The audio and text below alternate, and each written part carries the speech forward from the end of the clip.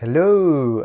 If you've been to a sushi restaurant, you've seen that one sushi with like fish eggs on top. Some of them are big and then they're the very small ones.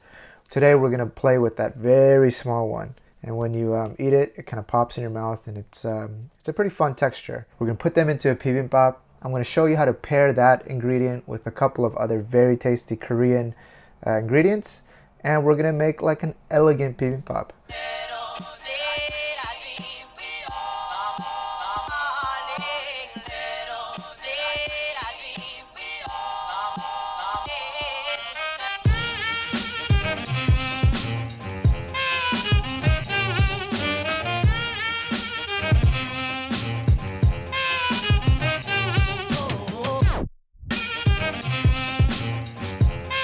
All right, so let's take a look at the fish roe. As I mentioned, these are very tiny. So if you've had caviar, it's a lot bigger, and that's from the sturgeon fish. This is actually from the flying fish, and it's also known as tobiko in Japanese. The first thing we're gonna do is we're gonna give them a quick bath in case they have any leftover stenches. Put about a third cup of water in here, and it doesn't have to be exact. All right, then I'm gonna use some mirin, which is rice wine used for cooking. Just a few splashes. 1, 2, 3. If you don't have mirin, you can just use any cooking wine. We'll just let it sit here for like 2 minutes, and then we'll just strain it. And this flying fish roe, you can either buy it gold color or buy it bright orange. But today I'm using the gold one because I feel like a number one. And for the bowl ingredients, let's start with half an onion. Make cuts first, then go laterally, and then just dice into small pieces. And next, we're going to use some imitation crab. If you got the dough, use the real thing. But for the rest of the world, this tastes just fine. Arm's length, arm's length of crab meat. You know, and if you taste this, it's amazing how much it tastes like the real thing. And it pulls away like, scientists are amazing. Got good brains. I'm gonna just cut these down the middle, and then we'll just make some thin cuts. Yellow Korean pickled radish. These are very delicious. You know, we usually use them for kimbap.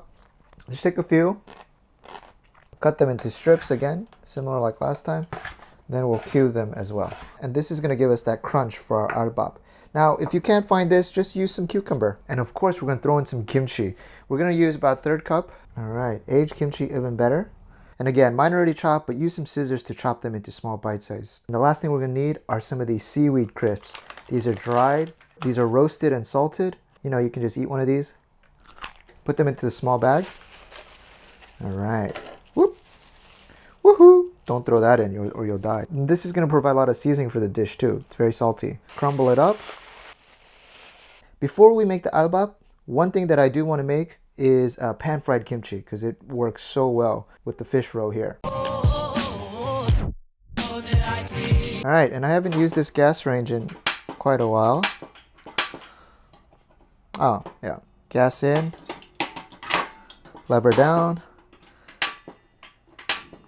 heat on. All right guys, just a little bit of sesame oil because that works really well with kimchi. And then we'll put the kimchi in. And I'm gonna just slightly stir fry it. I don't want it to get all brown. So about 30 seconds. Oh, and I almost forgot, we gotta sweat the onions. They make you cry, we're gonna make them cry. Onions in.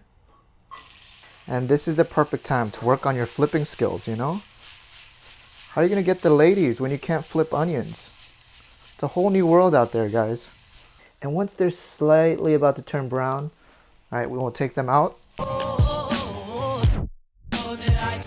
Finally, I get to use my dolsot bowl again. This is a traditional Korean stone bowl. It's very thick.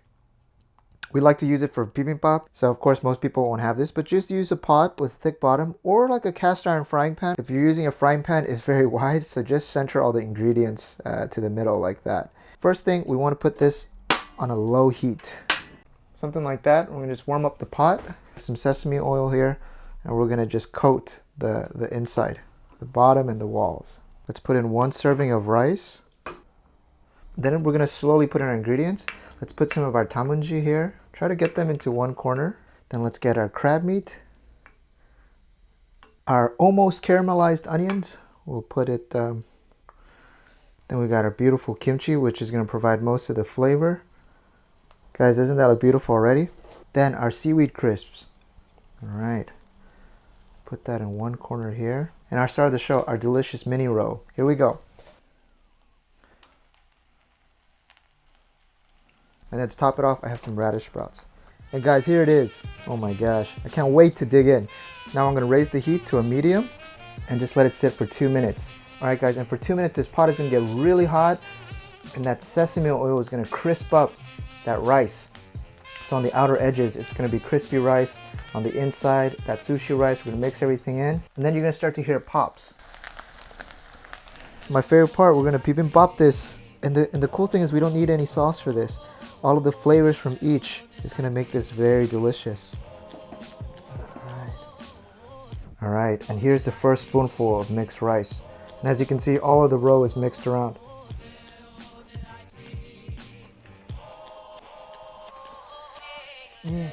Let me tell you guys, the reason people like fish roe is not because of the taste. It's very neutral. It doesn't really taste like anything, but the popping sensation.